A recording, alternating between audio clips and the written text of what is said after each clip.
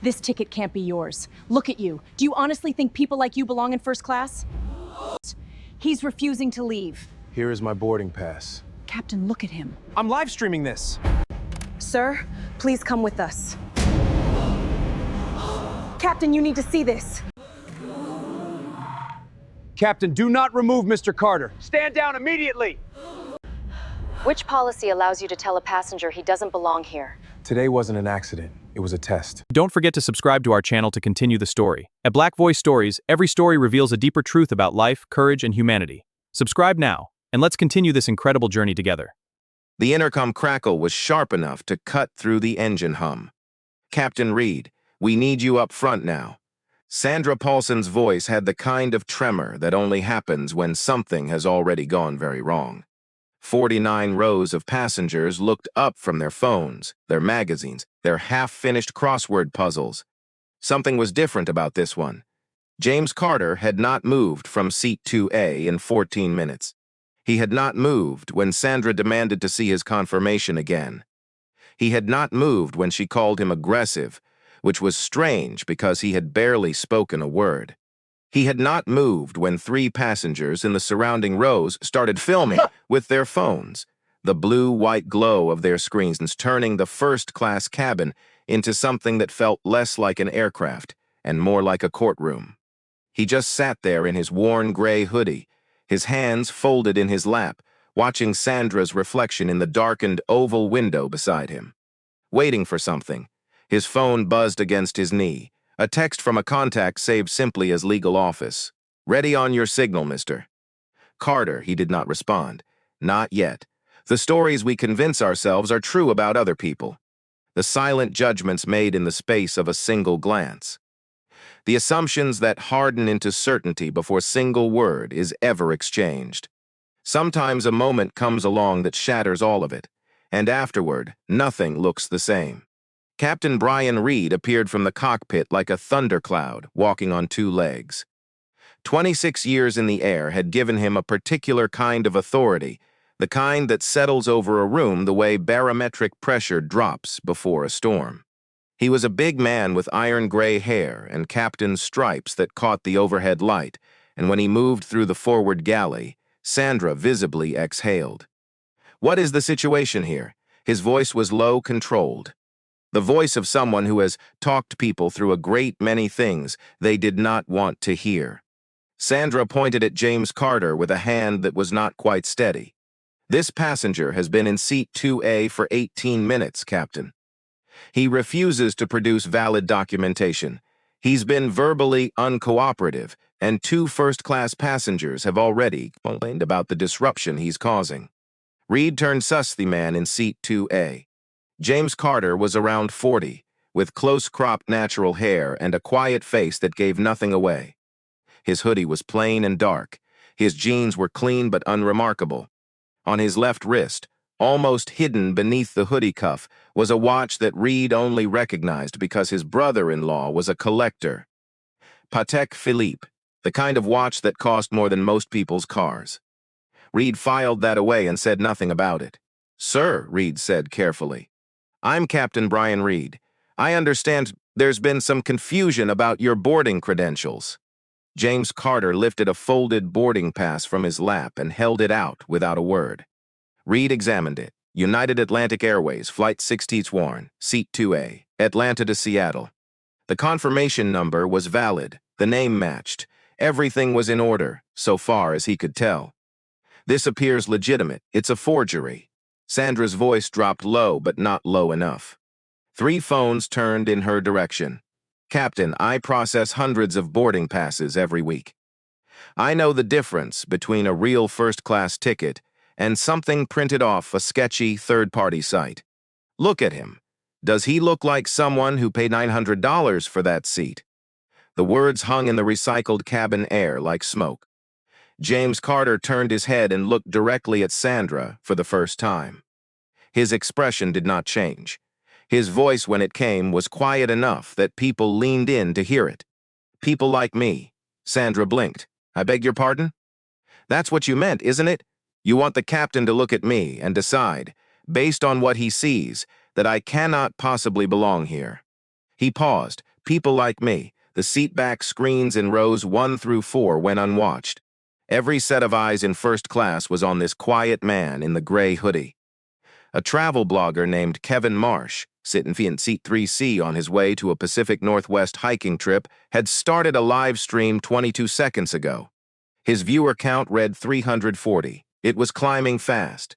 "Sir," Reed said, and he could feel the weight of the moment pressing down on him, the eyes of the cabin, the sound of Sandra's breathing behind him. "I'm going to need to see a government-issued ID along with that boarding pass. It's standard procedure when there's a verification question.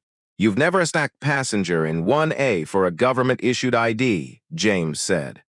"That's different. How is it different?" Reed did not answer. The silence that followed was the loudest thing on the aircraft. 5 minutes to the boarding door closing. The gate agent's voice floated in from the jet bridge, muffled and urgent. "Sandra," Reed said, "contact ground security." "Already done," she said, and there was something in her voice that was not quite triumph, but was adjacent to it. "They're on their way." James Carter looked down at the Patek Philippe on his wrist, the gesture so unhurried it seemed to unsettle Sandra more than anything he could have said. He checked the time. Then he folded his hands again and waited. Kevin Marsh's livestream viewer count hit 4,200. The comments were a river. "Is she serious right now? Someone call the news. I'm watching this from my kitchen and I am fuming. Southwest is about to trend. Wait, this is United Atlantic. They're about to have a very bad morning." There are moments in life where the exact wrong decision feels like the only available option, where every social pressure, every instinct to protect the status quo, pushes a person toward the edge of something they cannot come back from. Reed felt it. He knew, somewhere in the older and quieter part of his brain, that something was deeply off about this situation. But Sandra had never been wrong before, and the passengers in 1B and 1C were watching him with the particular impatience to have paid for comfort and received disruption. He made his decision. "Sir, I'm going to ask you to deplane voluntarily. We'll have customer service meet you at the gate and sort this out properly." "No," the single syllable hit like a door slamming. "I'm sorry. No, Captain Reed, I am not deplaning. I paid for this seat. I am sitting in this seat. This aircraft will not leave for Seattle without me, or it will leave with a federal incident attached to its tail number." James Carter's voice had not risen a single decibel. That was somehow the most unnerving thing about it. "Are you familiar with the Civil Aeronautics Code, Section 49, United States Code 40127? The prohibition against air carriers discriminating against passengers on the basis of race, color, national origin, religion, sex, or ancestry." The business in seat 1C audibly exhaled through his nose. The couple in 2B exchanged a glance. Kevin Marsh's live stream count hit 9,000. Reed's radio crackled. "Captain Reed, this is operations. We're getting social media flags on your aircraft. Live stream of a passenger situation in first class. What is the status?" Social media flags. Reed had been flying since before smartphones existed. He pressed the radio and said, "Stand by." 2 airport security officers boarded at that moment. Officer Dana Holloway and Officer Craig Espinoza, 8 and 11 years on the job respectively, moved through the jet bridge with professional economy. "What's the situation?" Holloway asked.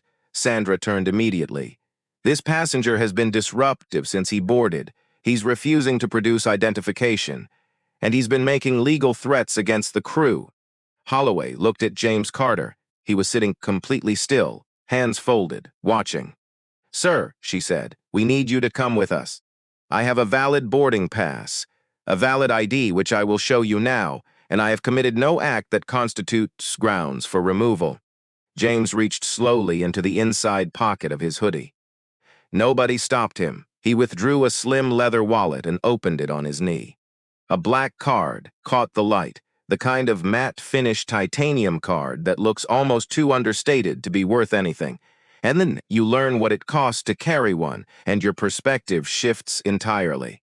Behind it, tucked into a card sleeve, was a business card. He handed it to Officer Holloway face down. Holloway flipped it over and read it. Her face did not move for 3 full seconds. Then she turned to show it to Espinosa. He read it. His eyebrows moved a quarter-inch toward his hairline. That was the only reaction, but in a security officer with 11 years of experience, a quarter-inch is a lot. "What does it say?" Sandra asked. Holloway looked at Reed. "Captain, may I speak with you privately for 1 moment?" Reed stepped 2 feet away. Holloway held the card out. Reed read it. James Carter, Board Director, United Atlantic Airways. Member, Executive Oversight Committee. Reed felt the floor shift slightly under his feet. "It wasn't turbulence. That can't be real," Sandra said. She had heard the silence and correctly identified it as the kind that comes before structural collapse. "Board members don't fly commercial. They have private aircraft. He probably had this printed somewhere." "Miss Paulson," Reed said. His voice had gone very flat. "Captain, I am telling you, I have been with this airline for 9 years, and I know when something is wrong. This man does not belong in first class, and I am not going to apologize for following my instincts." Reed's phone rang. The caller ID showed United Atlantic Executive Operations. He answered it. "Captain Reed, this is Senior Vice President Marcus Webb.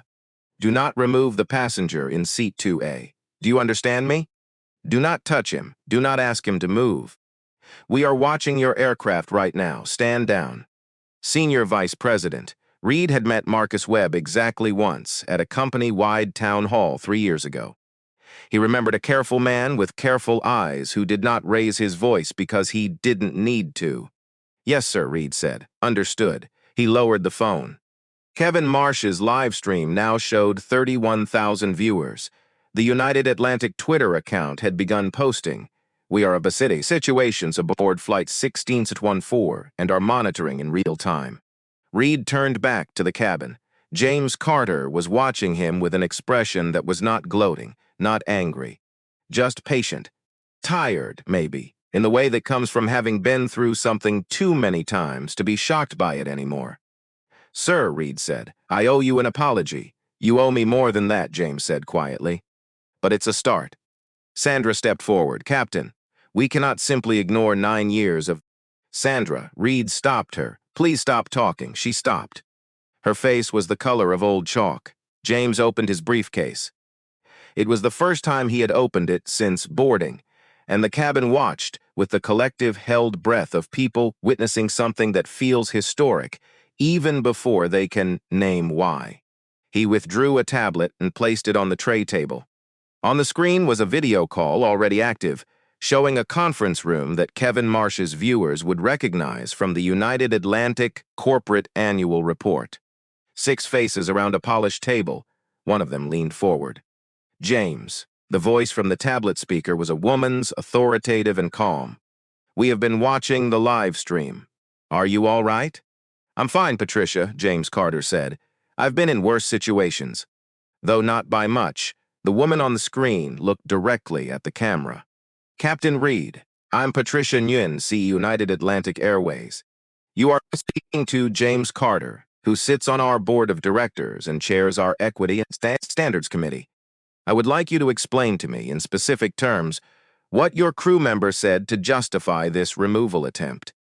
Kevin Marsh's viewer count hit 47,000. Sandra Paulson sat down in the jump seat behind the galley. Her legs had stopped cooperating. Reed took a breath. 26 years of flying. 26 years of doing the right thing in a metal tube at 35,000 feet, keeping people safe, keeping his crew together. And here he stood, explaining to the CEO of his employer why he had nearly handcuffed a member of the board of directors sitting quietly in a seat he had purchased. "Mrs. Nguyen," he said, "my crew member raised concerns about passenger verification. I proceeded on the basis of her assessment without asking the questions I should have asked." "What questions? Whether the passenger had actually done anything wrong." A pause. "That's honest, Captain. I'll give you that." James turned the tablet toward Sandra. "Miss Paulson. Chief Nguyen would like to hear from you directly." Sandra stared at the screen. "I was following procedure," she said, her voice barely above a breath. "Which procedure?" Patricia Nguyen said. "Requires you to tell a passenger that people like him don't belong in first class." The phrasing landed in the cabin like a stone into still water, because every person in rows 1 through 4 had heard those words. And now 47,000 people watching Kevin Marsh's live stream had heard them replayed. I didn't mean, what did you mean, Miss Paulson? Sandra couldn't answer. The truth of what she had meant was sitting right there in the recycled air, too big and too ugly to pretend away. James Carter looked out the oval window. When he spoke again, it was not to Sandra, or to Reed, or to the CEO on his tablet screen. He spoke to the cabin, his voice carried to the back rows. 9 months ago, he said, I received a report from our equity audit team. The report documented 53 complaints filed by passengers of color on United Atlantic flights in a single calendar quarter. 53. Not counting the incidents that were never reported, because the passengers involved decided it wasn't worth the fight. Because they had been through it before. Because they knew how these things tend to go. He let that number sit in the air. I am a board director of this airline. I travel 200,000 miles a year on commercial flights. And this morning at 8:47 a.m., I boarded Flight 1614 in a gray hoodie and sat down in a seat that I purchased for $147, and I was told within 14 minutes that I did not look like someone who belonged here. Kevin Marsh said nothing to his 54,000 viewers. There was nothing to add. This was not random, James continued. I chose this flight. I chose this seat. I wore these clothes deliberately because I wanted to know whether the numbers in that audit report were real or whether they were an anomaly. He looked at Sandra for a moment, then away. They were real. Officer Holloway quietly pocketed her zip ties. Espinosa had stopped moving entirely. Reed felt something cold and clarifying settle over him. He thought about his audit data. He thought about the 15 times in his career he had authorized a first-class removal. He thought about the faces attached to those 15 decisions and felt the ground shift again, differently this time. Mr. Carter, Patricia Newen said from the tablet screen, "What would you like to happen now?" "I would like this flight to depart for Seattle," James said. "I'd like to arrive on time, and then I'd like to have a conversation with human resources, with legal, with operations, and with Captain Reed and Ms. Paulson individually about what happens next." Reed's radio crackled again. "Captain Reed, you are cleared for departure. Ground crew standing by." Departure, the most ordinary thing in the world. Reed nodded at his first officer through the cockpit door. "We'll be pushing back in 4 minutes," he said to the cabin. Nobody clapped. Nobody said anything. The weight of the last 37 minutes had settled over the aircraft like weather. Sandra Paulson sat in the jump seat with her eyes closed. Her 9 years of service were replaying behind her eyelids in a way that was not comfortable. She thought about the other times, the other seats, the other passengers she had assessed in the space of a glance and found wanting. She had never called it what it was, not even to herself. She had always called it instinct. She had always called it experience. She had always called it following the rules. She understood now that she had been wrong about the name for it. Flight 16-1 pushed back from Gate C-17 at 9:31 a.m., 41 minutes behind schedule. At 9:44 a.m., somewhere over the Georgia-Tennessee border, James Carter opened his laptop and began composing an email to the board. He wrote carefully. He included specific language about policy reform, about third-party auditing, about the mandatory training program he intended to propose at the next full board session. He wrote a line at the bottom that he did not erase. The cost of this kind of bias is not abstract. It has a dollar figure and it has a human face, and both of them are watching us right now. At 9:51 a.m., Kevin Marsh's live stream had accumulated 89,000 viewers and had been picked up as B-roll by 2 national news networks. At 10:03 a.m., United Atlantic Airways stock had dropped $4.17 per share from the previous close, representing approximately 6/12 in market capitalization. At 10:19 a.m., Reed came back from the cockpit. He stood at the threshold of first class for a moment, looking at the man in seat 2A. Then he walked over. "May I sit down?" he asked, gesturing to the empty 2B. James looked up. "Yes." Reed sat. He was quiet for a moment, the kind of quiet that precedes something difficult and necessary. I want to tell you something that I have never told a passenger before. All right, in 26 years of flying, I have authorized 15 removals from premium cabin seating. I counted them this morning while I was going over it in my head. 15. 11 of those 15 passengers were Black or Latino. He stopped. I told myself each time that I was responding to a crew report, that I was following protocol, that I was being objective. You were following something, James said. Yes, but it wasn't objectivity. Reed looked at his own hands on the armrest. I have a son. He's 22. His mother is from Trinidad. He travels a lot for work now, and every time he calls me from an airport, I wonder. James looked at him. Does he know you're thinking about that? No, you should tell him. Reed nodded. He sat for another 30 seconds without speaking. Then he stood, straightened his jacket, and went back to the cockpit. The door closed behind him with a soft final click. By the time Flight 16-4 landed at Seattle-Tacoma International at 12:53 p.m. Pacific Time, the story had been picked up by 14 news outlets. There were 11 vans in the arrivals area with cameras pointed at the gate. A legal team from a civil rights advocacy group had already filed a preliminary inquiry with the Department of Transportation.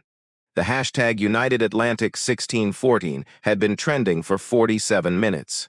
James Carter deplaned last. He walked through the jet bridge without hurrying, his briefcase in one hand, his worn gray hoodie still on. He did not look at the cameras. He did not make a statement at the gate. He walked to a quiet corner of the terminal and sat down with a cup of coffee and called his sister, who was a schoolteacher in Decatur, Georgia. How'd it go? She asked. About how I expected, he said. And the flight smooth, he said, after a while. She laughed. It was a short, tired laugh that understood something without needing it explained. You doing okay, James? I'll be better when the work is done, he said. Patricia Nguyen held a press conference at 4:15 p.m. that afternoon.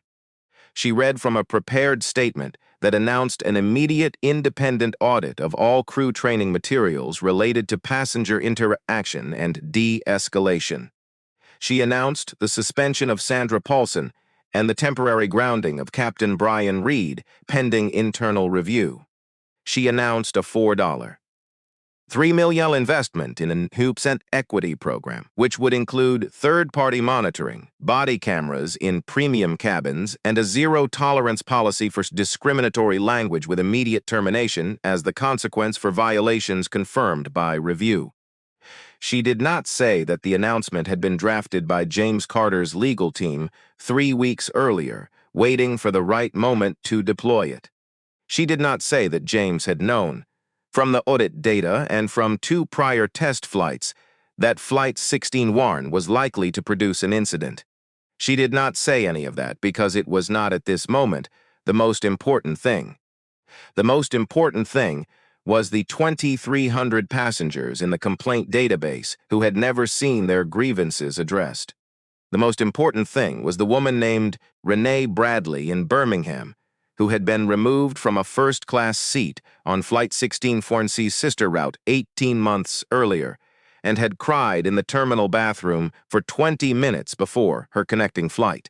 The most important thing was the man named Darnell Washington in Detroit, who had been told, in almost exactly Sandra Paulson's words, that he did not look like someone who belonged in the seat he had paid for, and who had deplaned and never filed a complaint because he had been through it before, and he knew how these things tend to go. James Carter spent 3 days in Seattle, meeting with the operations team and the legal department and the equity committee he chaired. On the 4th day, he flew home to Atlanta. He was in seat 2A again. His hoodie was the same gray. His hands were folded in his lap in the same way. The flight attendant who came through the first-class cabin was a young woman named Tasha, who had been with the airline for 8 months. She paused at his row and asked if she could bring him anything before takeoff. She looked at him the way you look at a person, directly, without calculation. "Just water, thank you," he said. She brought it. She smiled at him the way you smile at a human being. and then she moved on to the next row. It was, James thought, such a small and ordinary thing. The simple fact of being seen as a person in a seat you had paid for, on a flight you had a right to take, going where you had every right to go. So small, so ordinary, so hard apparently to get right. He drank his water and watched Atlanta fall away beneath him. 6 months later, the Carter Protocol, as the airline training program had come to be known in industry publications, had been adopted by 4 additional carriers. Sandra Paulson completed a mandatory 60-day review process and, at the end of it, made a choice that surprised nearly everyone who knew her. She applied to lead bias awareness training sessions for new United Atlantic hires. She did not minimize what she had done on that September morning. She described it in precise and uncomfortable detail to every cohort of trainees that came through the program. She described the way her assumptions had felt like certainty. She described the way she had mistaken instinct for experience and prejudice for protocol. She described the face of a man sitting quietly in a seat he had paid for, and the choice she had made about what she was seeing. It was not easy. Some of the trainees were angry at her. Some of them forgave her faster than she felt she deserved to be forgiven. She kept doing it anyway. Captain Brian Reed was reinstated after a 45-day suspension. He returned to flying with a revised internal checklist that he had developed himself. 5 questions he required himself to ask before acting on any crew report about a passenger. The 5th question was the one that mattered most. What would I do if this passenger looked different? He had told his son the story, all of it. His son had been quiet for a long time after that. Then he had said, "Thanks for telling me, Dad," and then, "Thanks for trying to do something about it." It was enough. It was a start. Kevin Marsh posted a follow-up video 7 months after the original livestream. He called it, "What Happened After Flight 16 Worn. It has been watched 11 million times." In the comments, a woman named Lisa Thornton from Columbus, Ohio, wrote, "I watched your original stream in my living room, and then 2 weeks later I was on a different airline, and I saw something happening to an older Latino gentleman in the row in front of me, and I recorded it, and I spoke up. They let him keep his seat. I don't know if I would have said anything before, but I kept thinking about that man in the gray hoodie and how calm he was, and I thought if he could sit through that without flinching, the least I could do was use my voice." She paused. "So I did." James Carter saw that comment. He did not reply. He read it twice, and then he closed his laptop and sat for a while with his coffee getting cold on the table beside him. There is a certain kind of justice that does not arrive loudly, with courtroom verdicts and press releases and stock price recoveries. It arrives quietly, in the choices of ordinary people who witness something and decide that they are not going to look away. It arrives in the voice of a woman in Columbus who did not know she had that in her until she needed it. It arrives in a question a pilot writes on an index card and reads to himself before he acts. It arrives in the face of a trainer who could have disappeared into private life and chose instead to stand in a room full of strangers and say, "I was wrong, and here is exactly how." None of that wipes the slate. None of it gives back the 40 minutes that Renee Bradley spent crying in a terminal bathroom, or the dignity that Darnell Washington was not afforded. The losses are real, and they are documented, and they belong to those people and nobody else.